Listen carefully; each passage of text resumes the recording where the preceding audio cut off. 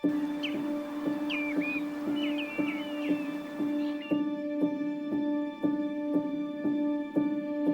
nagsisimba ako tuwing Sunday diyan, nakikita ko siya pero hindi ko siya kilala.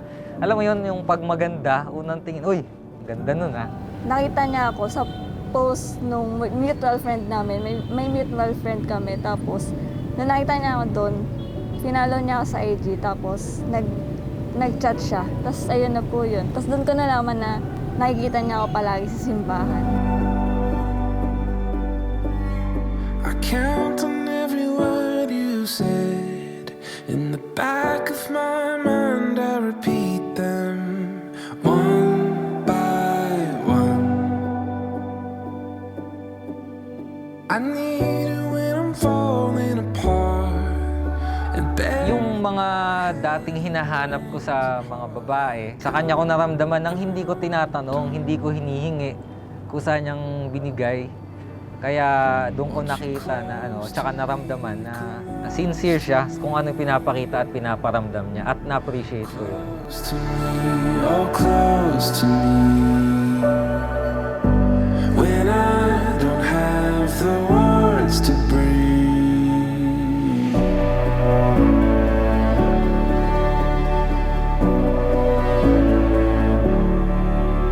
Thank you sa pagmamahal pati sa family ko. Tsaka hindi mo ako iniwan nung time na sobrang down ako. Alam mo naman yung kailan. I'm wrestling with graceful poison, straining just to hear your voice in the noise. Want you close to me, close to me, close to me.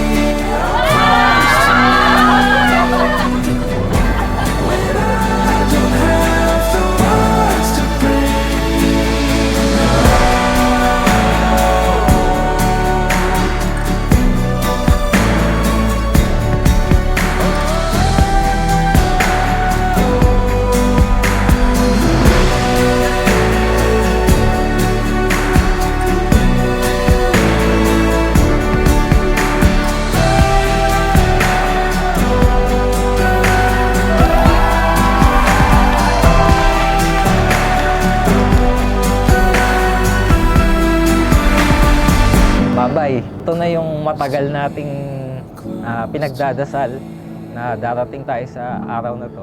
Ang masasabi ko nga lang, kung ano yung mga naramdaman mo sa akin noon, tsaka yung pinaramdam ko sa'yo, i-multiply natin yan ng mas marami. Saka yung lagi kong sinasabi na pag tinatanong mo ko kung anong gusto ko pag birthday ko, gusto ko makita ng ibang tao si Jesus sa akin. Ngayon gusto ko makita nila yun sa ating dalawa.